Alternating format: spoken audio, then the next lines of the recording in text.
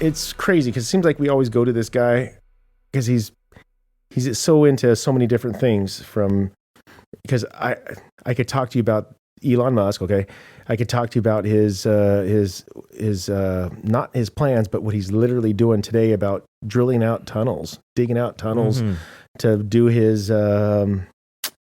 mass transit system, and or his monkey. He's got a little monkey that he put a little chip or had to put a chip in that could do telepathy to play a game, and it's working. Mm-hmm. And I think that's really neat. But again, I'm fine. I'm okay and impressed still that this here can move this hand fast as I could think about it. And so I that's really cool. It blows me away. I just don't know if you should be monkeying around with your brain and stuff like that. I don't know. Dave. Jokes. You're full of jokes.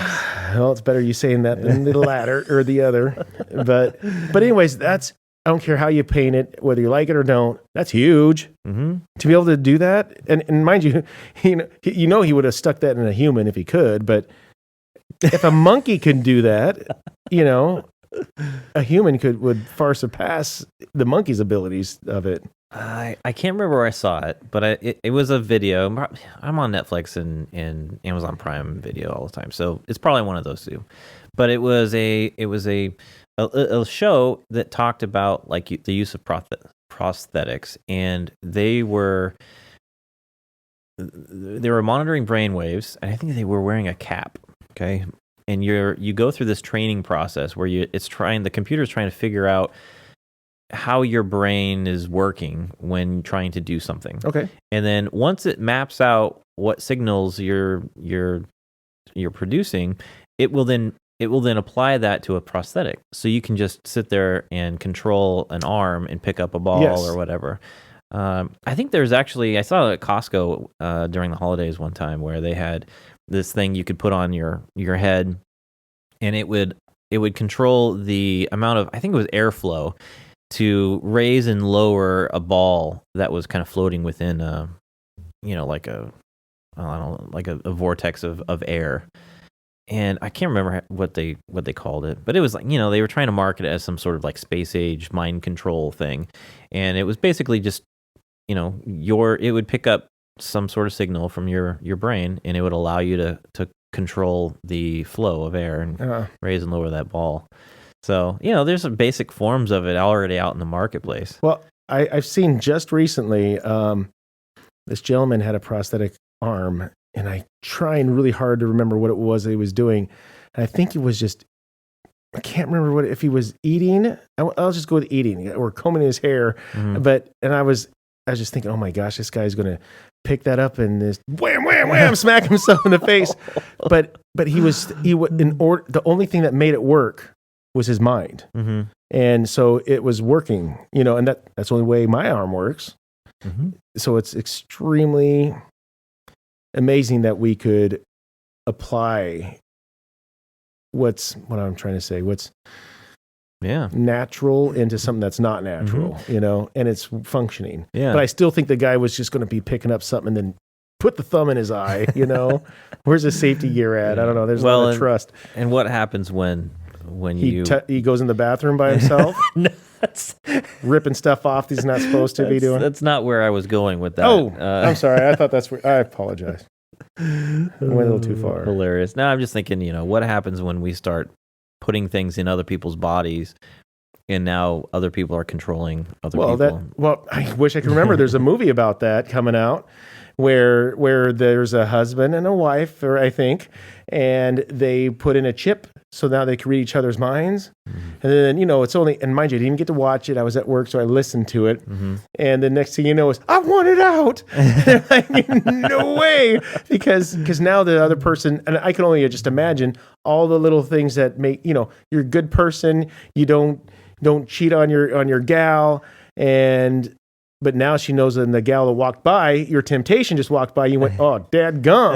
And then the wife hears that stuff. Now you're being a good guy is being questioned, I mean, I don't know. That's just one little example that you don't want your other person to hear or control or to even, or not even control, but to even hear what your other thoughts or anything is, but here with Elon, it's all capable. I mean, if you go back, and I'm not going to even bring up a whole lot of stuff, but even during Hitler's era, all the testing and stuff with animals that they were doing, which was unethical and crazy, but they got information out of that. Sure. And makes you wonder if it wasn't for some of that stuff, they didn't get leaps and bounds ahead because they know what doesn't work and what does work. But that is, I don't care what scale, if it's a monkey or a human being, I don't care. That's amazing stuff. Yeah, I agree. Yeah, I know. And we're still early in that technology. So now we not only need to be concerned about AI taking over, we need to worry about monkeys. And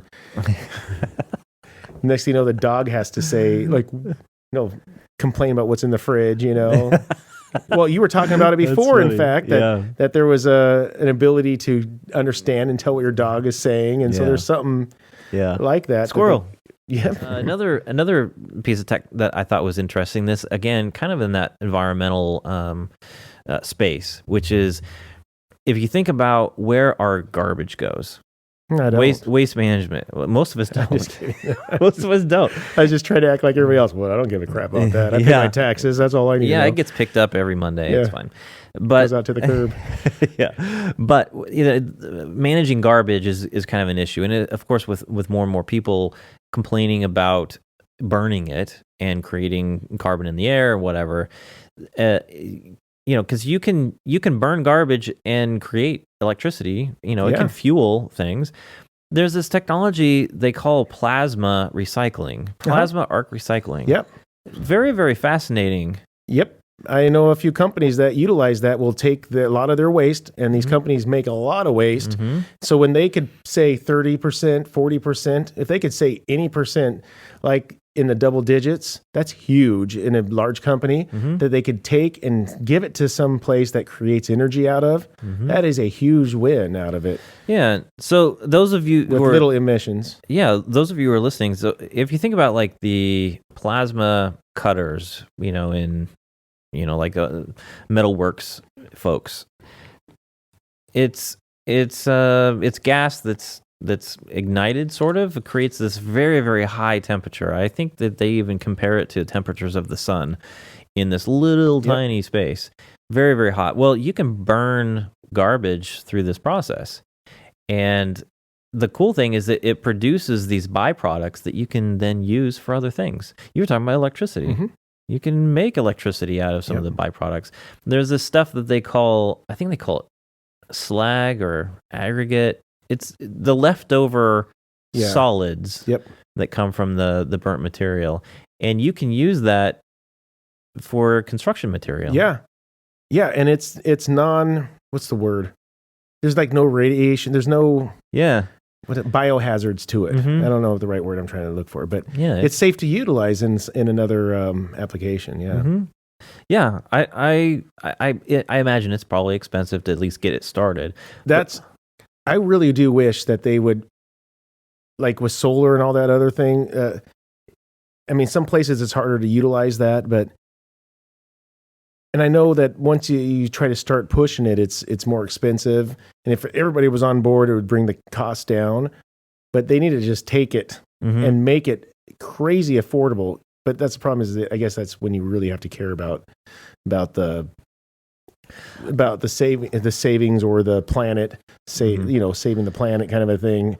But they don't make it like there's a few things several times a year will pop up and say, hey, you could be a part of this free solar panels in your area and all this stuff. So I decided to look up. All right, I'm qualified. I'm qualified to give them tens of thousands of dollars because their grant for doing it is a third off.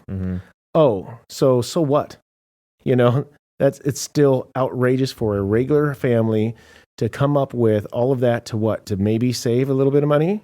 Not to take over all of your needs, to save a little bit, and it's not good enough. It's not good enough. I agree. The folks that are really, emotionally tied to saving the planet and using renewables and stuff, there's that side benefit because it makes them feel a little bit better. But even, we keep referring back to Elon because I'm a big fan. He's into everything. He's into everything. But he was talking about the efficiency of solar panels. And he says there's just a limit. There's a limit to what technology that we have, the materials that we can then harness the solar rays, and there's this limitation. And right now, the cost to produce is just, it doesn't pencil out. It's more expensive than traditional fossil fuels and some other, we live in the Northwest. We have these dams that produce a huge amount of electricity, and it's constantly running. We don't have to worry about the water getting turned off, like the air getting turned off. So that's a global cycle that it's always going. It's always going. Yeah, we don't have to worry so much about it. Now there are other side things. We have salmon, runs and other stuff that folks complain about, but for the most part, hydro is an incredible thing. Well, to your tech stuff, and I don't like this guy, but whatever keeps him out of big farm, I'm okay with it. But Bill Gates has just been getting into nuclear energy too, and nuclear energy is. I'm not going to try to explain it because it's something I feel like I understand, but to teach it, I'm not good enough. But it's relatively simple. Yeah, it's just you're playing with some really serious elements to make it work, but that is known to be a very, very clean, effective way to get energy. And Bill Gates is kind of for this. Is that what you're saying? He's last I just saw, literally 2 days ago or so, that's his new thing. New or not, but that's his thing. Is now he's into nuclear power. Yeah, he's similar, it's all that farmland he's buying up. He's trying to figure out a way to sustain all the work he's going to do.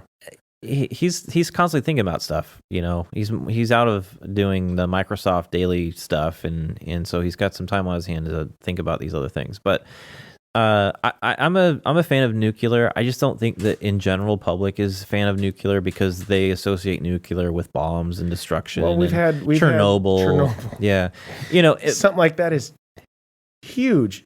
But the thing is that, and even the nuclear waste that comes from these nuclear power plants, we can still utilize that for other things when it's done. Besides, making bombs. But most people just are turned off because of the tragedies that have resulted in nuclear technology. Sure. But the fact of the matter is, it is one of the most cleanest forms of energy, and it's the high amount of energy you can get out of it is incredible. And you can build these nuclear power plants in very small form or very large form. The guy did it in his freaking basement and ran his house off of it. Yeah, I think some of these universities actually have small nuclear power plants. I want to say that one of the universities in if Homer Oregon, Simpson can run it, then we should be able to be all right if we get somebody else in there.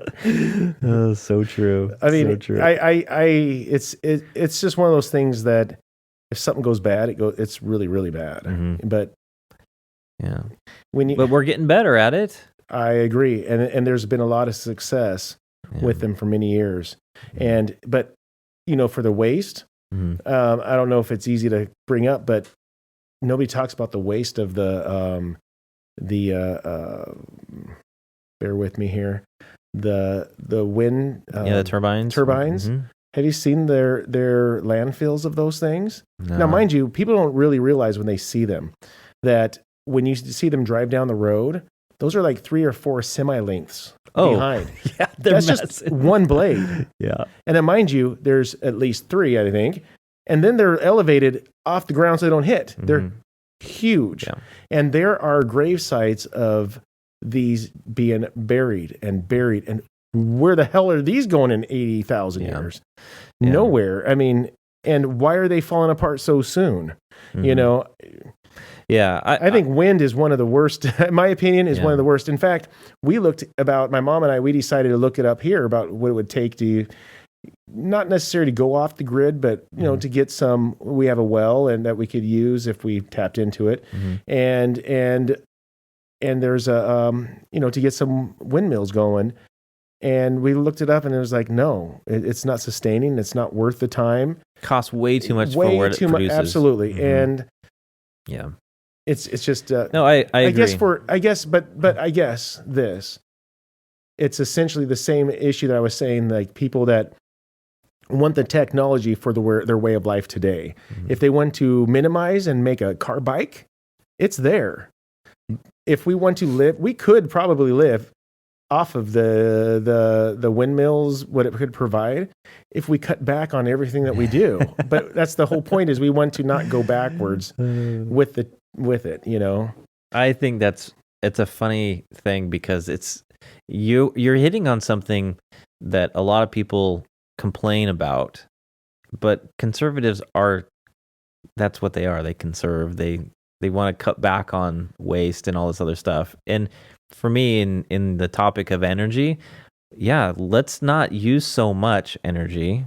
Some of these technologies could work if we didn't consume so much, you know? It's true, but it's hard when you have a standard, what we call a standard way of living, to say, hey, well, you could have that, but like you could have that technology in your car, but you're going to have a 10-speed wheels. You'll be like, that's $40,000 or whatever the hell it is. Like, I don't know if I want that, but well, I like, you always want to keep going forward. I like the different forms of energy production that exist out there. And I do think that nuclear is probably one of the best ones, and we're not utilizing it because it's had bad press in the past. Yep. But I really do like, I like this plasma arc recycling.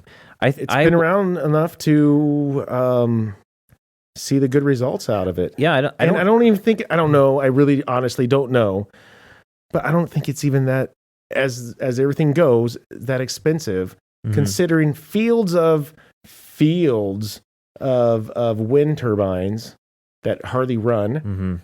They are so amazingly expensive versus one facility like this. Yeah. Well, yeah, you can go up the Columbia Gorge and see Oregon or Washington side and see a whole bunch of those wind turbines. And they're really working hard. But, well, it's funny because sometimes some of them are just really moving, and then right next to it is one that's not moving at all. It's like they have to turn some of them off because they shouldn't produce a certain amount.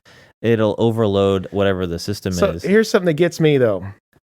Those are so massive that I don't feel that any wind could turn them. I feel like they have I'm not saying this is true. Funny. I feel like somebody's in there flipping on a switch to make it turn because they're so huge.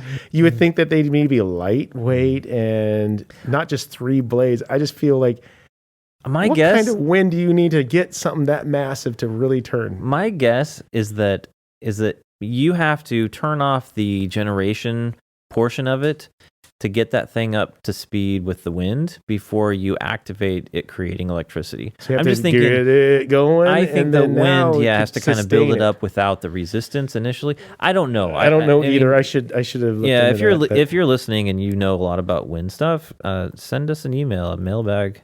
Yeah, at please. nevertooserious.com, or send us a voicemail on anchor.fm. Okay, so the plasma stuff. I think about the people who are running those big dumps now, and I go, why wouldn't you look into building something like this? Because not only are you going to take in all this extra garbage that can then be created or used to create electricity, but you can also then sell the byproducts. So for you're not only making the money off of the customer who's paying you to collect their garbage, but now you've got a new marketplace that you can sell the byproducts and make more money. I got to tell you, just so you guys know, we make a killing off of this podcast. We make so much money. Easy. Oh, sorry. I'm trying to sell it to them. I couldn't hold myself. That was funny. We need to take what we make and open up one of those with all the money we make. Yeah, I'm sorry. The first priority might be paying for a producer. We weren't going to pay them much. Hit that subscribe button and the bell notifications if you're watching this on YouTube. And if you're just listening to the podcast, again, please share it with others that might be interested in listening. And until we see you next time, take care. And be safe.